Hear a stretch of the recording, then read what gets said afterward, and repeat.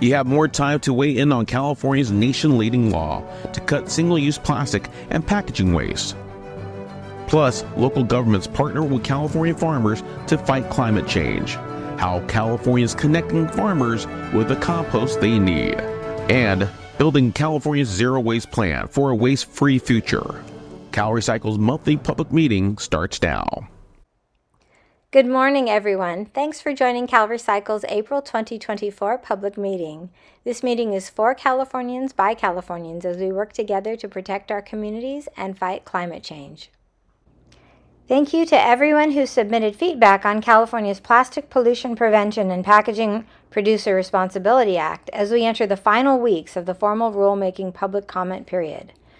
Before we get an update on implementation progress, let's take a look at some Earth Month social media messages from the Governor's Office and from California's Secretary for Environmental Protection, Yana Garcia. Let's talk plastic. We're using more of it than ever before, and it's polluting our land, water, and oceans. For decades, industries have relied on cheap plastic while falsely promising that it's all still recyclable.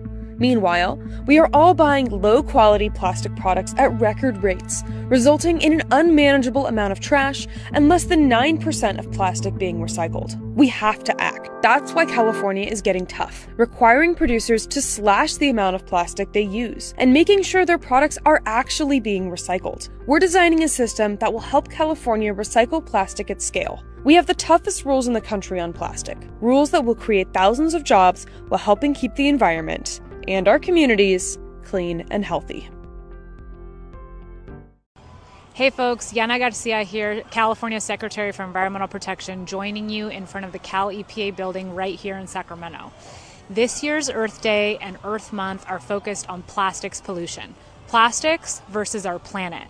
When the first Earth Day came into being in 1970, it came into being because of a fossil fuel spill and because of far too much hazardous waste that was affecting the health and well-being of too many people across our country and across the globe.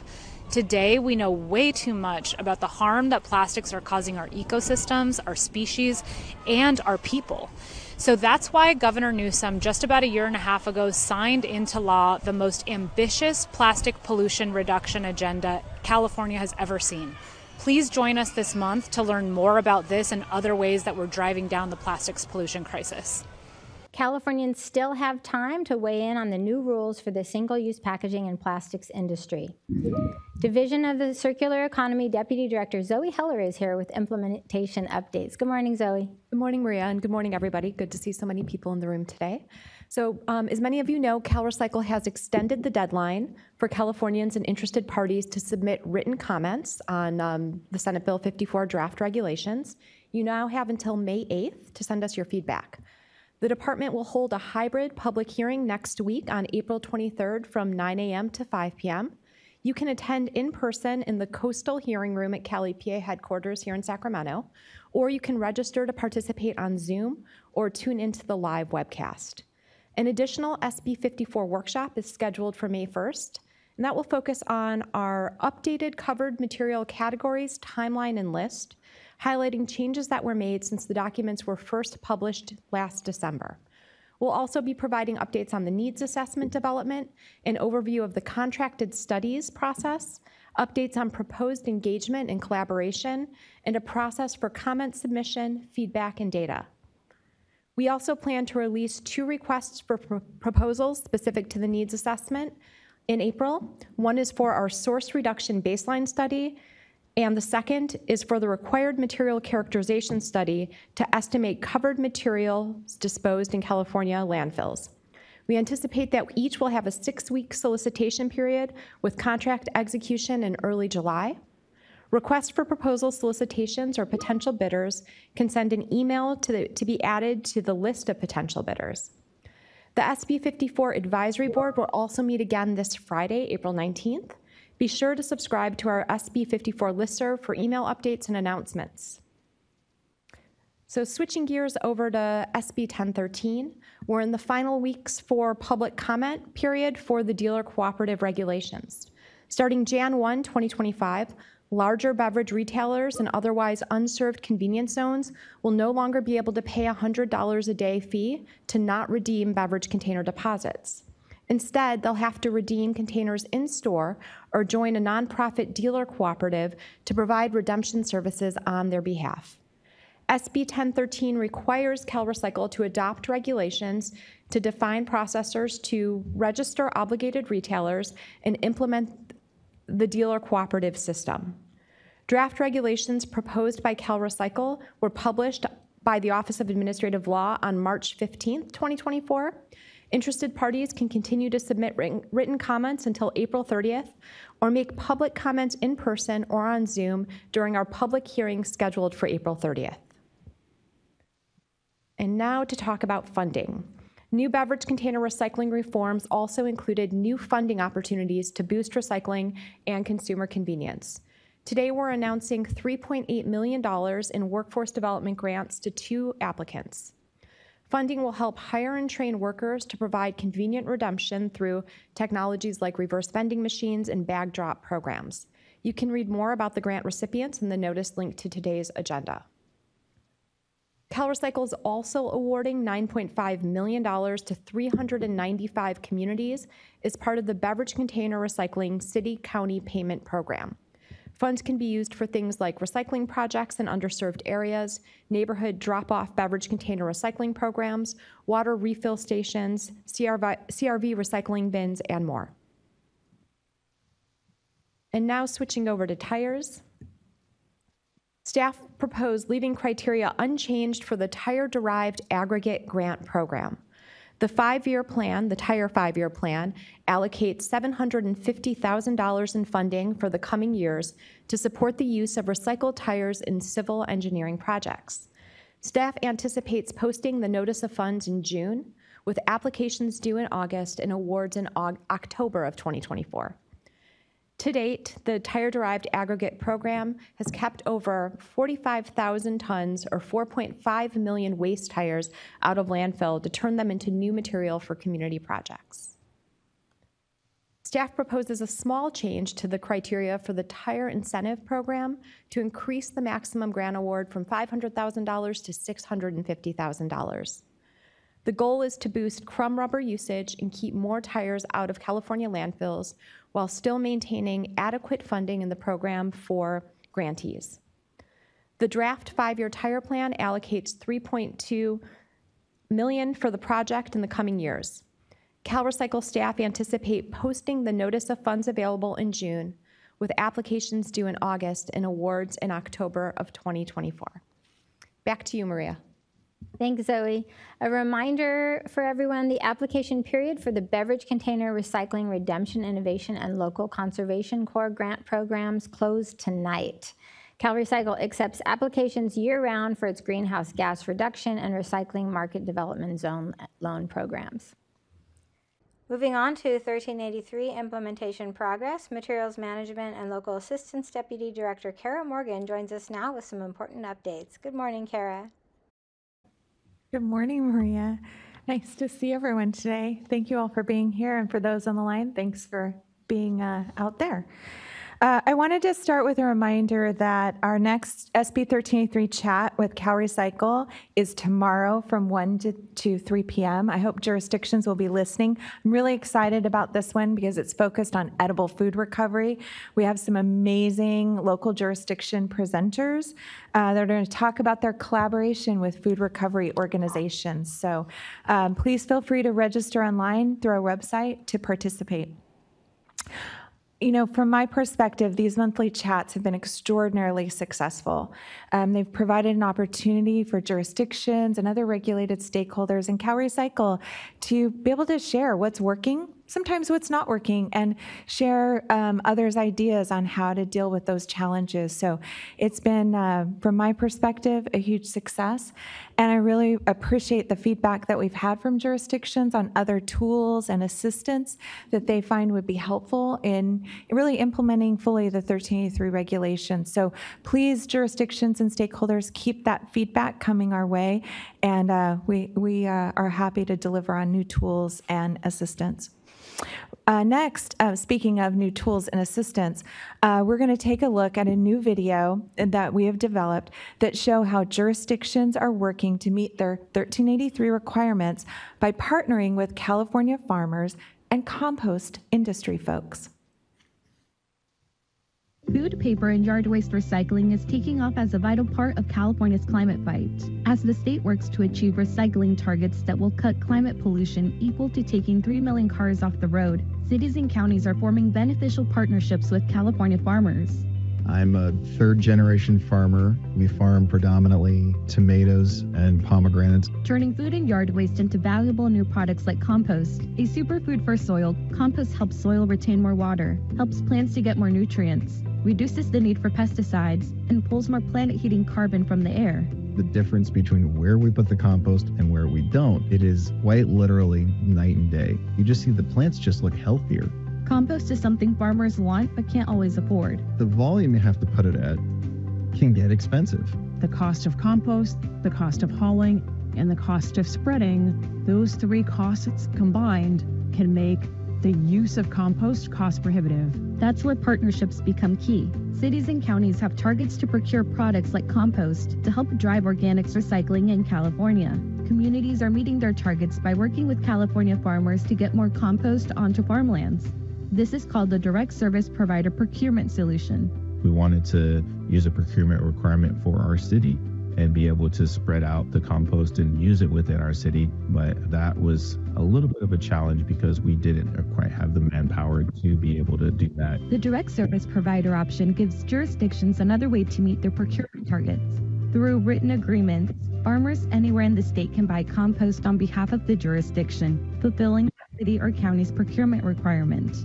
In turn, jurisdictions help reduce the cost of compost partially or entirely, making it more affordable for farmers. Brokers help put a direct service provider agreement in place and provide the necessary records to the jurisdiction. The broker moves the material out, does the documenting and reporting. They can save the jurisdiction a lot of time and money. You see the benefits of it, but also the benefits of being able to help farmers. These new partnerships are helping jurisdictions meet procurement targets. Just to be able to use a direct service provider was definitely a great experience. All while getting compost to farmers to grow healthier food and protecting Californians with cleaner air, better food, and a waste-free future. So to have a healthy environment, healthy air, healthy water helps keep all of us throughout the state in all of the cities healthy.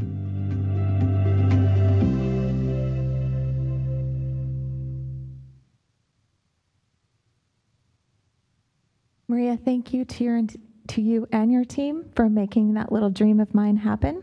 I really appreciate it. And I hope all of you who've seen the video will help spread the word about the importance of utilizing direct service provider agreements and helping jurisdictions meet their target. A lot of jurisdictions are utilizing this tool, and it's really helping. It's benefiting jurisdictions, it's benefiting the compost industry, and it's benefiting farmers, both urban farmers, as well as some of our more rural agricultural, way out there kind of farmers. So it's working. And so one of the things that I like to focus on with 1383 is, while it is a huge challenge, we are moving the state in the right direction. And because of the procurement requirements, we have more compost that's being utilized, and it's benefiting all of us, helping us grow healthier food. So thank you so much for taking time to watch that video.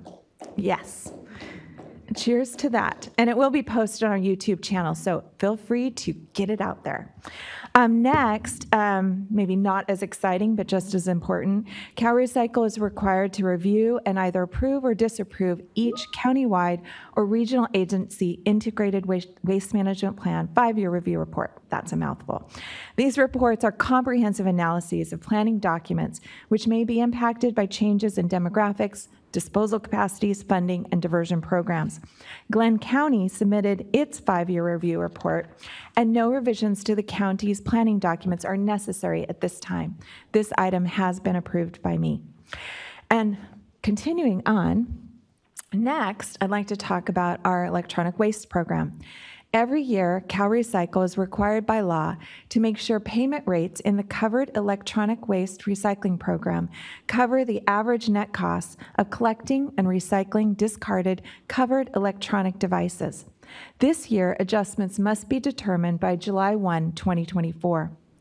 The following proposals are based on the 2023 calculated weighted average net cost per pound to recover and recycle electronic waste, the estimated reasonable rate of profit or return on investment, as well as additional factors that affect the markets, such as increased labor costs, which continue to rise for our e-waste recyclers and collectors. Increasing the statewide or standard statewide recovery payment rate for collectors from current 35 cents per pound to 40 cents per pound for all covered electronic waste. So that's what we're proposing, an increase. We're also proposing increasing the standard statewide combined recovery and recycling payment rate from 98 cents per pound to $1.13 per pound for cathode ray tube covered electronic waste, not CRTs for short.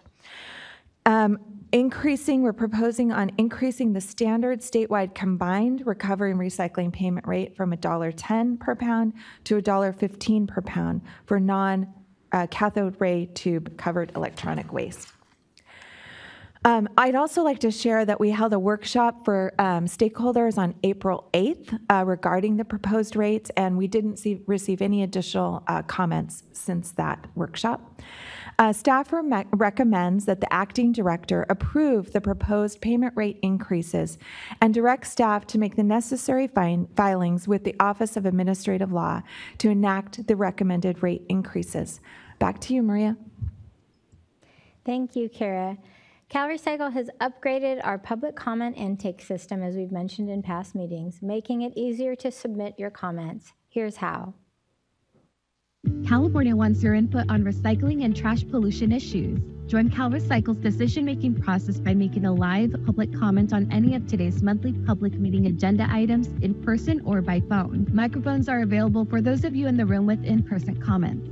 If you're joining remotely, you can call in with your comment. Just click the public meeting banner at the top of our website, then click the public comments button for step-by-step caller instructions. We will address live public comments at the end of the meeting.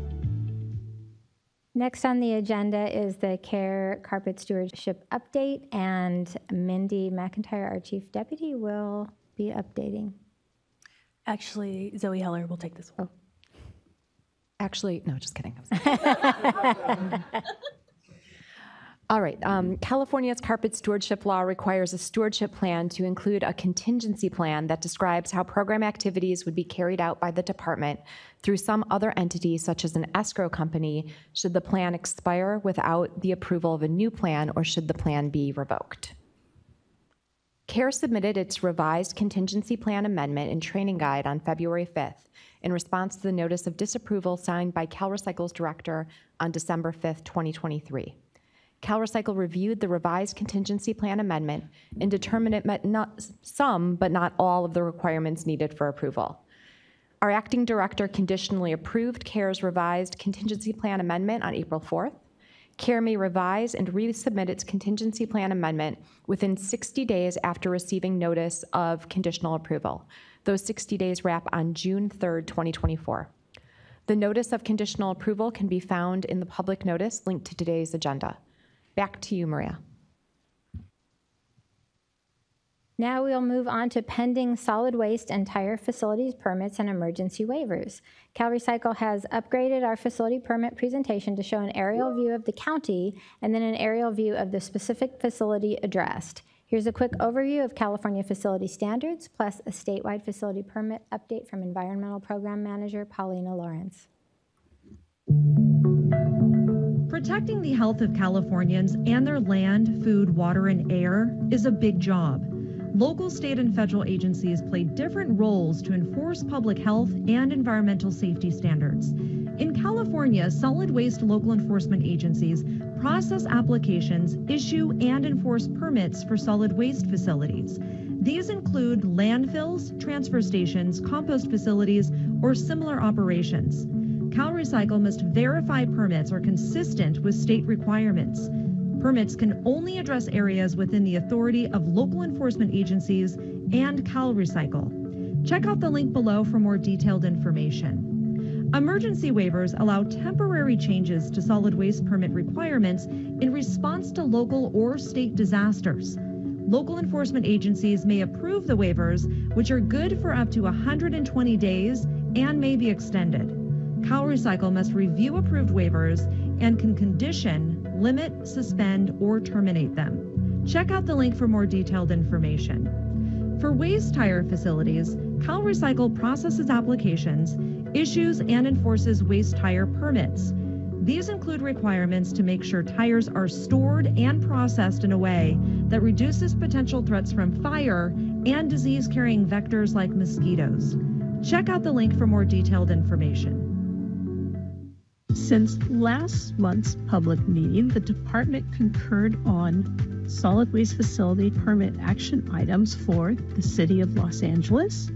The department agreed with the local enforcement agency and concurred on March 26, 2024, a modified solid waste facilities permit for CWS DTLA Material Recovery Facility and Transfer Station. Action was needed April 27, 2024.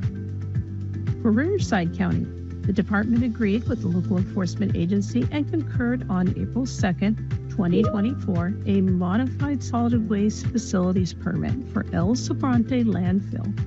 Action was needed May 21st, 2024. For Los Angeles County, the department agreed with the local enforcement agency and concurred on April 2nd, 2024, a modified solid waste facilities permit for Southern California Disposal Company Recycling and Transfer Station. Action was needed May 21st, 2024.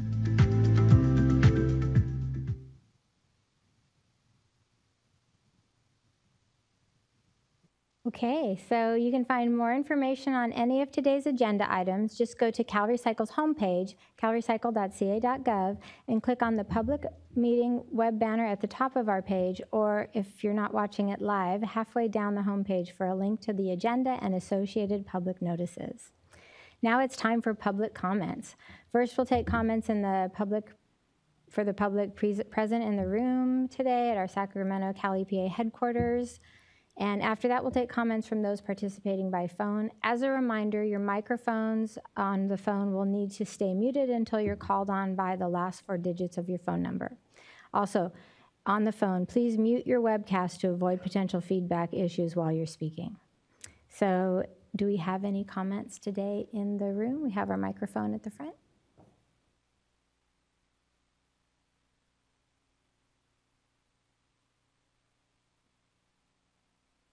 Good morning, Evan Edgar Associates from the California Compost Coalition. I got here early just to hear A1, the Rural Infrastructure for Zero Waste Plan. Did I miss that, or did you guys report upon that? No, my apologies. That was in the director's report, and I did skip over it. But yes, that is, the RFP is going to be released mid-April. My apologies. Yeah, the reason it's important, I've been up here for the last 10 months asking about the Zero Waste Plan. And the reason it's important, in 10 weeks from now, on July 1st, you have a really big report due. And I've been mentioning it a lot of, almost every month for the last 10 months about, in quote unquote, right out of statute, this is part of the budget trailer bill that got you to $2 million for the Zero Waste Plan, that no later than July 1st, 2024, submit a report to the development of a statewide Zero Waste Plan to the legislature, which shall evaluate the effectiveness of the department's existing programs and identify programmatic and departmental changes that are needed to improve these programs. Now, July 1st is 10 weeks away, and we're only at 42% as a statewide recycling rate, and we gotta be at 75%. There's a big gap here and a big leap, and for the last 10 months, I've been volunteering information about how to get to 75%, let alone zero waste. I presented wood waste reports on how to use wood waste every every August, I think I go through how to use wood waste because we lost over 800,000 tons of market share to agriculture. And chipping and grinding is not really a market, it's a process. So I had a lot of different plans presented, and over the last year, there's been a big movement on how to use biomass. We have an oversupply, and for the last 5 years, the California Compost Coalition sponsored bills trying to coordinate between the urban, ag, and forest sectors. As you know, all the dead trees in the forest has a lot of biomass. And in the ag sector, they're phasing out open burning in San Joaquin Valley for the last 5 years, which means more ag biomass. And of course, from the urban sector, we got another 2.5 million tons of wood waste that stalls in a landfill. It's the number 2 disposal item after food waste. So there's a lot there, and industry is trying to do the best we can. Somehow, a lot of people from the Sierra Club and Californians Against Waste and think that we can compost the world. And all this biomass, we just can't compost all that wood waste. You have a C/N ratio, carbon nitrogen. So it's not really an option to take all the trees and compost it, or all the ag waste. Ag waste is good in a valley for bulking agents at the biosolids facility. So there's some outlets there, but in general, there's not enough. We know Caltrans hasn't bought much at all. For 30 years, I've been standing up and trying to pass about 4 different laws to have Caltrans buy mulch, and that never worked. The SB 1383 procurement for mulch is a good deal, but we don't have enough markets for wood waste. I've been asking CalRecycle for a lot of years, what is our plan? We have a huge gap here. And so the biggest plan that we've been promoting is biomass to hydrogen. And there's a lot of good technologies out there. It's community scale. You know, we're not talking 1,000, 2,000 tons a day. Some of the facilities are 250 tons a day or 99 tons a day. They're the community scale facilities, some with clean food waste, some with MRF residuals. The amount of MRF residuals has gone up 3 million tons over the last 5 years because of the China and because of market specs, as it should be. You know, we got to make cleaner projects to export.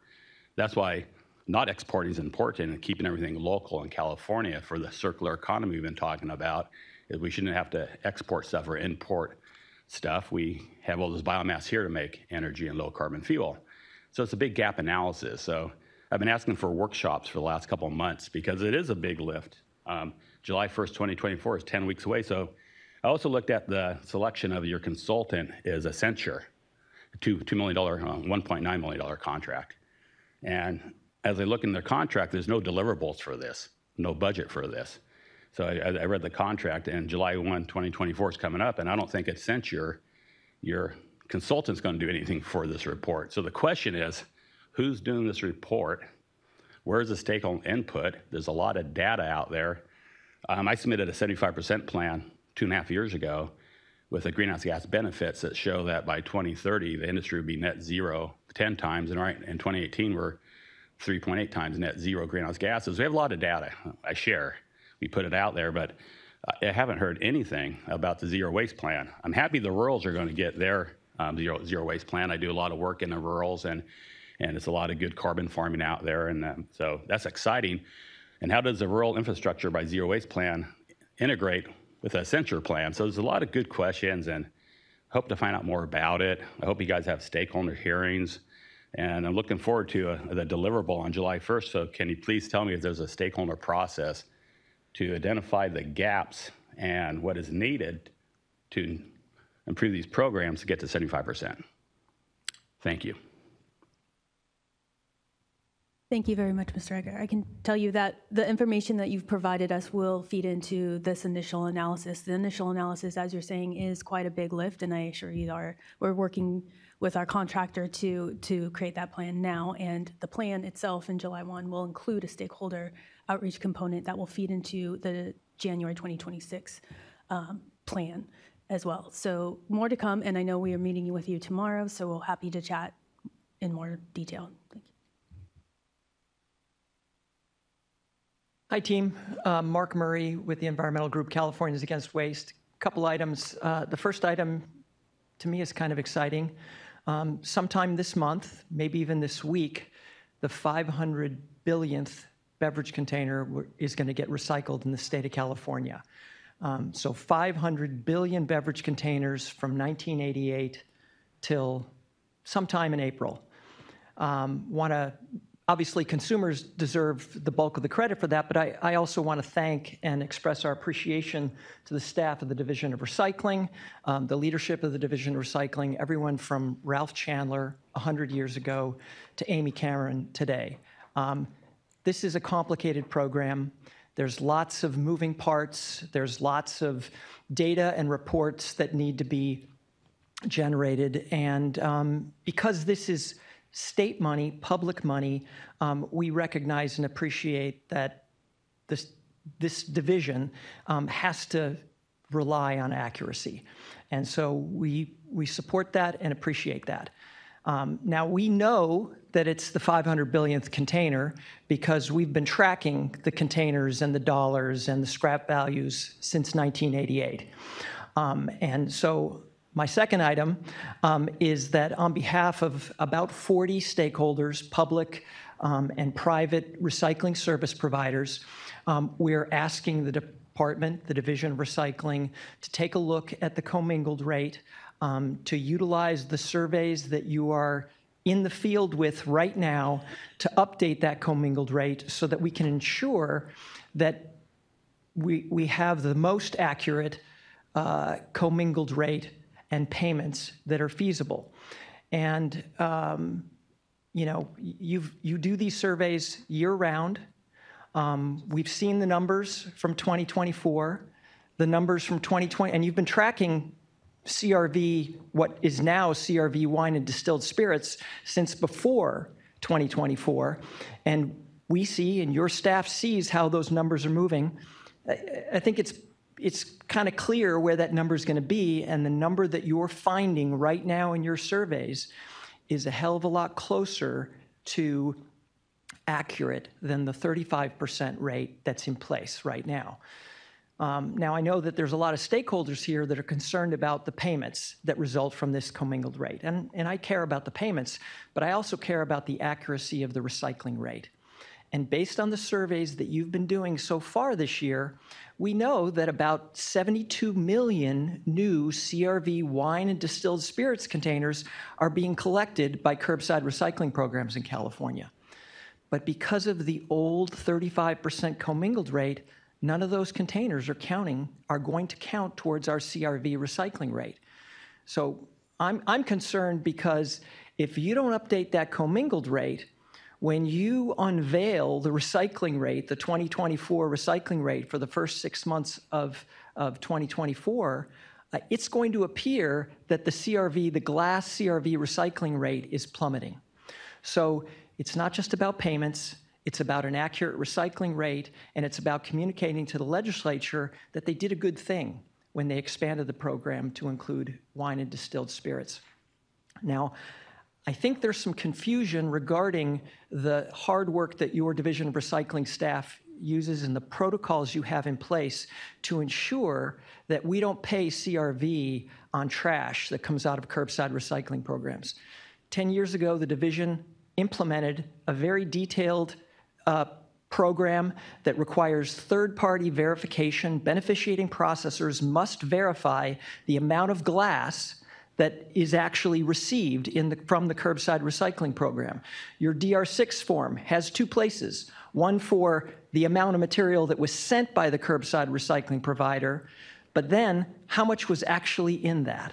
And beneficiating processors are doing that analysis every single day. So curbside programs aren't getting paid on all of the material labeled as glass that leaves their curbside programs. They're getting paid based on what the beneficiating processor confirms is glass that meets ASTM standards for manufacturing. No other beverage container material has to go through that verification process. I think it might be useful at a subsequent meeting, since the legislature seems confused about this issue, it might be useful to kind of have a presentation on how that system works. So again, thank you for your attention.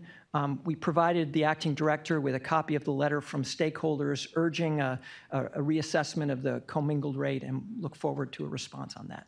Thanks. Thank you.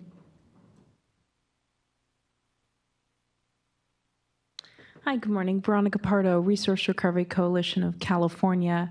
And just in follow-up to Mark Murray's comments, very well articulated the problem that we see, but we're one of the signers of this coalition letter, and it was requested by the department to submit a letter detailing our requests and concerns. So we do hope you'll review that and get back to us with the agency's response, and appreciate your consideration. Thank you. Thank you. Good morning. Larissa Cespedes here representing the California Waste Haulers Council. We also are one of the co-signers on the letter that Mr. Murray referenced. I want to express our gratitude for the conversations that we've initially had on this issue. As we articulated in our meetings and in the letter, this is of critical importance for our hauler members. I hope that we can continue our conversations to figure out a way to adjust this rate prior to 2025. And we would gladly participate in any conversations with regards to the quality of the glass that Mr. Murray outlined. So thank you very much. Thank you. Morning, Michael Caprio with Republic Services. We also signed on to the letter that Mr. Murray mentioned, and we're not going to repeat all the comments that he made, but briefly, we believe that it's important that the CRV paid by our customers is used to offset the cost of the recycling programs that they utilize. We believe the data is available at this point in the year to perform an accurate assessment of the revised commingle rate and recycling rates for glass and newly added container categories. It would simply request, as others did, that CalRecycle undertake a review of this information so that the commingle rates can be as accurate as possible as we move forward and not wait until January 2025. Thank you. Thank you as well. And we did receive the letter this morning, and we're taking a look, and we'll be responding shortly.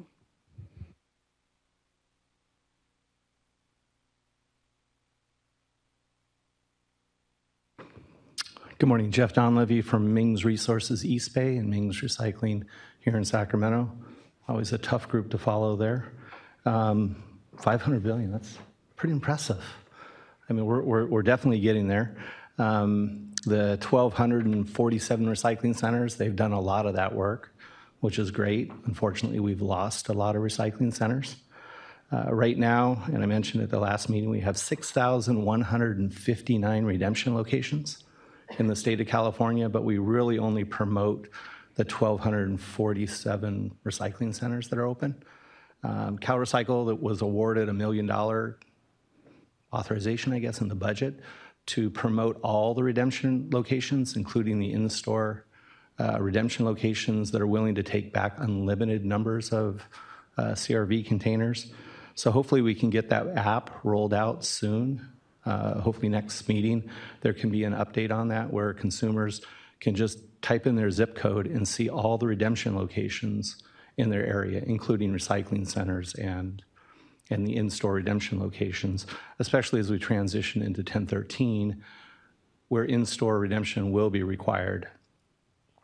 With that 500 billion, this is such a huge number.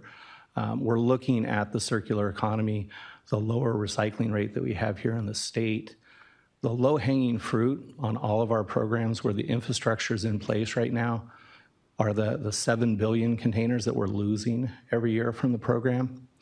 You know, that equates to about 90 million pounds of aluminum cans, 120 million pounds of PET bottles, and over 600 million pounds of glass. I think I got that number right. There's infrastructure in California. The California plastic reclaimers, they want that clean material coming through the recycling centers. Gallo, Halo, Strategic, Potential, the glass reclaimers, they want that clean material coming through. So the low-hanging fruit with the circular economy to help promote California businesses is coming from the redemption centers. The problem is we just need more redemption centers that are out there. Today we have the $40 million in the recycling innovation grants that are available. In the past, I had asked that staff postpone that because the original AB 179 said that the funds should be made available for the opening of new redemption centers and the development of new grocer co-ops. Unfortunately, this round is only eligible for bag drop programs, RVMs, and mobile programs. But we really need more redemption centers, and we need the co-ops to get going to bring that new technology out there. With this round, one of my biggest concerns with the bag drop and the mobile programs is both of those programs are not really defined or have regulations regarding the operating standards.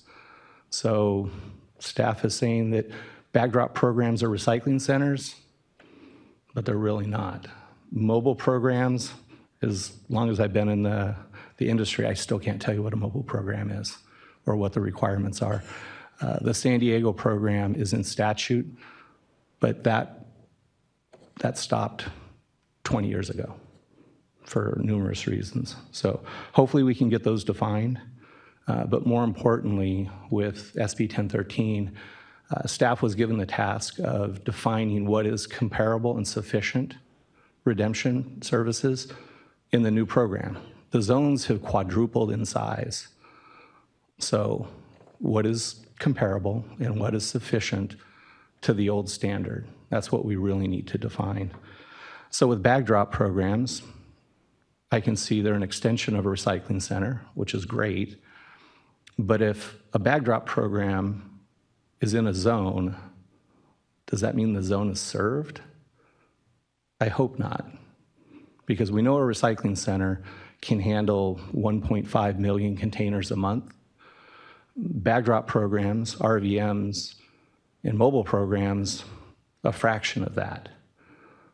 In the draft regulations for the co-ops that are coming out, well done by staff on clearly articulating that the redemption locations operated by the grocer co-ops do not serve a zone. They serve the dealer. That's a fantastic clarification. So hopefully in the very near future, there'll be some clarity on how many bag drop locations or how many RVMs, well, excuse me, I got to back up on RVMs. RVMs are defined as recycling centers, but bag drop locations or mobile locations serve a zone, because we have to make sure that it's comparable and sufficient to the old standard. Recently, I did a public records request for the pilot programs. The data is pretty interesting to look at, but it's clear there's a few pilot programs that appear to be pretty successful and could be sustainable. And those are the ones that are in the permanent locations, open the most days and the most hours during the week. They've served the most customers, up to 100 customers a day, and they've collected the most containers. But it was also clear that those programs that are called mobile programs that are open for 4 hours a day, 2 or 3 days a week, have served the fewest customers, 20 to 30 customers a day. There were some days that they saw 9 or 10 customers, that it really indicates that they did not work. So it goes back to we need permanent stationary locations where consumers can access them 5, 6, 7 days a week, like a recycling center or a bag drop location or a reverse vending machine. The reverse vending machines that are starting to show up, we're seeing that the popularity is there because the convenience is there. They're there at 6 in the morning when the store opens, and they're there 9, 10, 11 o'clock at night when the store is there. So they're providing the convenience that we like to see. So with the next round of funds that come out, hopefully in the next few months, we're going to have hopefully see the opportunity for new recycling centers, hopefully funding for grocer co-ops to get those going. Sometime soon, I'd like to see the department come out with a definition of comparable and sufficient, so we know what needs to be provided, because again, the zones are 4 times as big as they were before. And then get draft regulations for bag drop programs and mobile programs. So, thank you. Thank you. Any more comments in the room today? Okay, seeing none, we'll move to the phone. Lance, it looks like we have several calls today. Yeah, we have 4 callers in the queue. I'm going to start by asking caller with the last 4 digits 6607 to unmute their microphone. From there, you can state your affiliation and proceed with your comment. Go ahead. Thank you. This is Leonard Lang, and I assist recyclers and processors throughout the state and have done so for years. And I have some comments, but first I'd like to say it's always a pleasure to get an education from Evan Edgar. And Evan, your hat is more appropriate over here in Fort Worth. Secondly, Mr. Murray talked about the commingled rates, and it's always interesting to see Mr. Murray disagreeing with the department on their determinations. It's actually refreshing. I might refer him and everybody else who's concerned about those statistics to the audit of 2010, where the statistical analysis or product of the department was clearly delineated. In regards to Mr. Dunleavy, there is a definition of mobile recycling on one of the web pages. However, that doesn't satisfy the Administrative Procedures Act. So he is correct that it's not adopted. My concern today is that I have trying to assist some recyclers who've asked me for assistance in regards to the grants. And so I submitted a question just to identify all the proper documents that were required. And my response from the department was that it was too late to ask that. I needed to ask that in the question and answer process a month ago or so. I'm just asking for the documents. I think it's appropriate to be able to know that. Also, in a review of those documents that I found, I would say that most of them are implementing terms that are undefined. We have processes that are delineated and a number of issues that should be required by the APA. So, as I asked last month, would these documents be adopted? And I was told no. I will submit a petition to OAL and to the department for a determination to determine whether they should be adopted, as I believe. And I thank you for the opportunity. Thank you.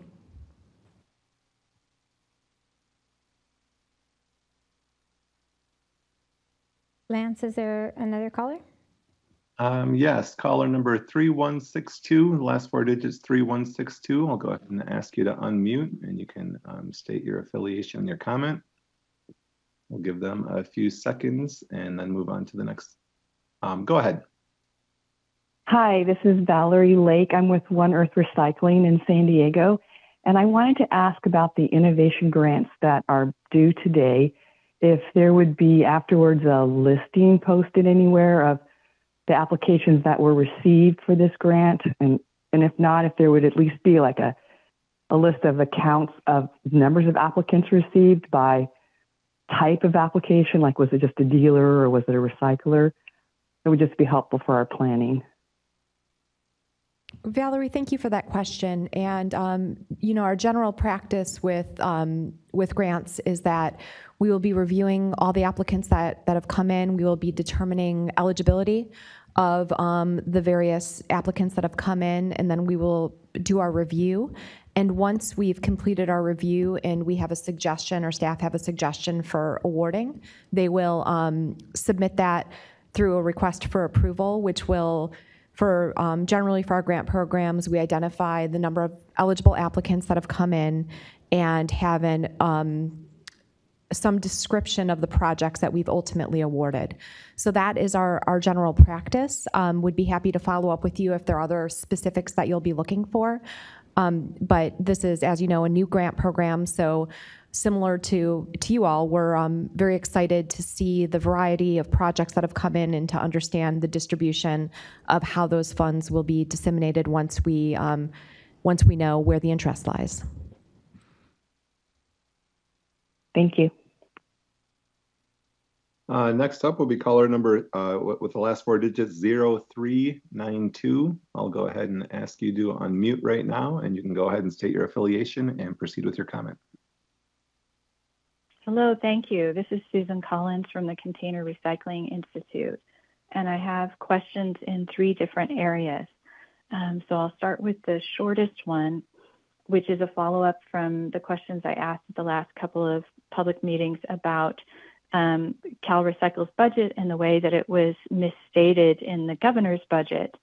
Has CalRecycle's budget now been fully reconciled? Will the May revised governor's budget contain the correct fund balance as opposed to the fund balance that was previously listed in the January governor's budget, which was $300 million too low? So I'll stop there. Thank you, Susan. Yes, the program has been reconciled, and we anticipate an update in the May revise. Fantastic. Thank you so much. The second question also relates to the budget. I'm confused about the number of staff requested and granted in order to implement SB 1013 and AB 179. It was my understanding that CalRecycle asked for and received authorization for 59 employees last year, which was a combination of permanent and temporary positions. That was asked for and received in the budget change proposal a year ago. Yet this year, there was another request for 6 employees, and there was no mention in that request of the 59 employees that had already been requested and granted.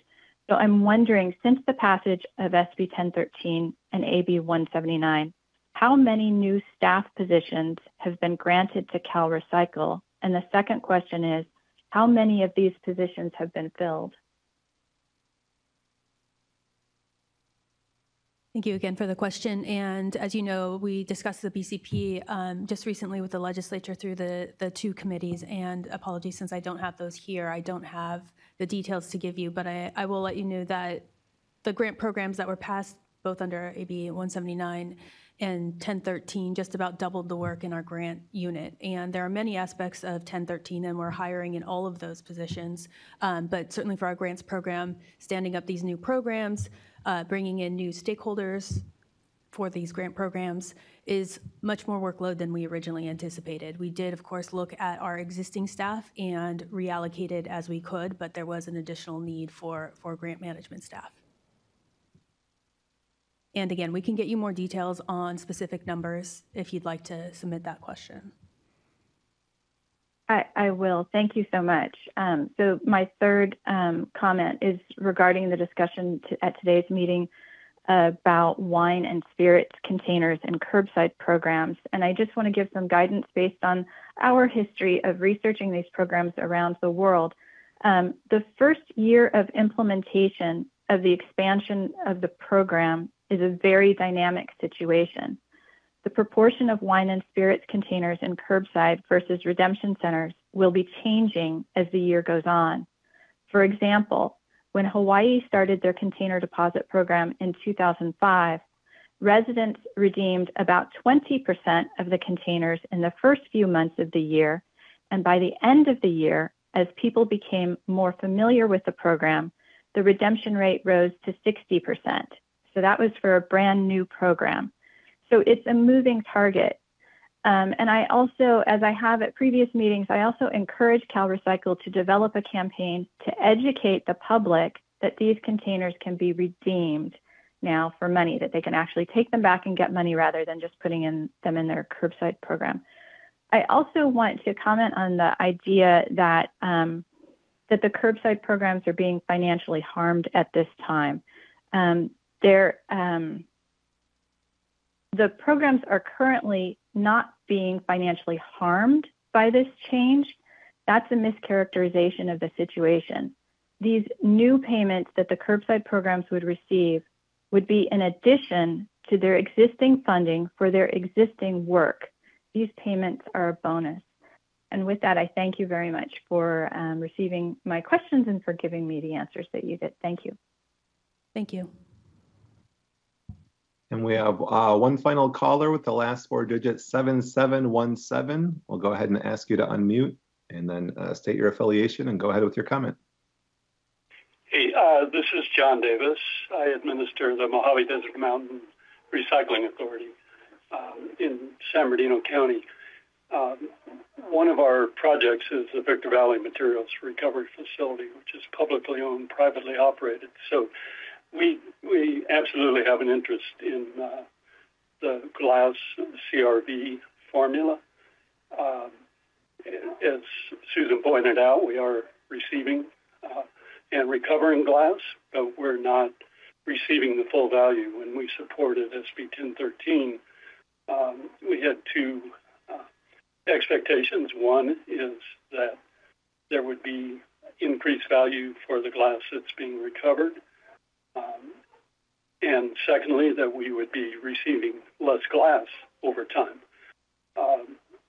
If Susan's projections are correct, we will be receiving less glass. However, we are processing and paying on a monthly basis more than, in some months, more than we pay for residue disposal for landfill. It's a big financial impact on the ratepayers. And as you know, with SB 54, there's focus finally on the impact on ratepayers. It's a direct impact for us to not be receiving the value that's attached to that glass. So with all respect, ask that you adjust the formula, reflect what's going on now. You'll be readjusting it over time as circumstances change. But to be paying us at a 30% rate when we're recovering the CRV value at 85% is really an injustice and an injustice to the ratepayers. So please, thank you. Thank you for that comment. So that's it, Lance? No more? No more comments. Yeah. Okay. So Mr. Edgar?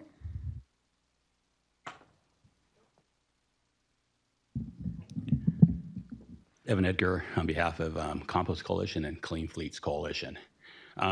We've been implementing 1383 for a long time now. And what we've seen in the field, the rates are going up about, to get to 75%, and some of the, not 75%, but get to that goal, has been about 20% on residential and about 30% on commercial. And that's been somewhat of a rate shock in some more areas, and we're getting it done. What's missing from the equation is a future. I've been working over at CARB on Advanced Clean Fleet Rule, and they want to electrify the garbage fleet as zero-emission vehicles. What we're seeing on electrification is going to be even a bigger rate shock. And that's something I'd like to see as part of the zero waste plan. The zero waste plan is supposed to be a holistic plan of all costs in the future. You picked a really good contractor, Accenture, Arthur Anderson people, they know accounting, so they know how to do rates. So as part of the scope of work, that is not part of the, I didn't see it in a contract, but start cost modeling what it takes to implement the Advanced Clean Fleet Rule. Because 75% of the costs for any company is collection, other 25% is post-collection. That's a rule of thumb. So we have 75% of the costs on collection, and the capital X for some of these fleets that are battery electric is half the payload, twice the cost. It tastes cheap, less filling, but it's very expensive with regards to do it. So it's not that cheap. We're going to see a rate shock of 100 to 200% because of the fact that we have to have twice as many trucks at twice the rate on capital X. That's a huge lift. And we'll be importing these batteries on a non-circular economy by digging up the Congo and Canada and South America to import. And that's not a circular economy. Instead, as part of the Advanced Clean Fleet Rule, there's two types of zero-emission vehicles. You got battery electric, and you got fuel cell technology with hydrogen. Now, if you go the hydrogen route, which is a zero-emission vehicle, we have all the biomass here. We don't have to export our waste paper or export materials and import rare earth minerals and batteries, those blood batteries. Our hands are dirty. It doesn't look good. Instead, we should be focused on the circular economy, which I hear you guys have got a division now, and we can have all our low carbon fuel made right here in California with biomass to hydrogen. That's zero emissions. It's going to be cost effective, but we don't know. Everybody is talking about it. So as part of one of the things I'm going to work hard on with your staff at Cal EPA is supposed to be coordinating among the silos, and I've been trying to get that message over at CARB for a while about Advanced Clean Fleet Rule and the expense of it. We don't have the payload to do that. So the rate spikes are going to be a lot. And I think the public is barely handling the 20-30% rate increase for 1383. On top of that, 200% for battery electric is just going to ruin the programs. You can't get zero waste if we're putting money into, cobalt batteries from the Congo. That doesn't cut it. So as part of the scope of work for the censure, let's model the collection fleet and what it takes to transition into zero emission vehicles with zero waste. Thank you. Thanks again. Okay, if there are no more comments, we want to thank everyone who participated in today's meeting. You can find the videos from today's meeting and the April 2024 monthly public meeting recordings that you saw in today's meeting on CalRecycle's YouTube page, and we will post them as quickly as possible. Well, thanks again. Have a wonderful month, and we will see you next month. Bye-bye.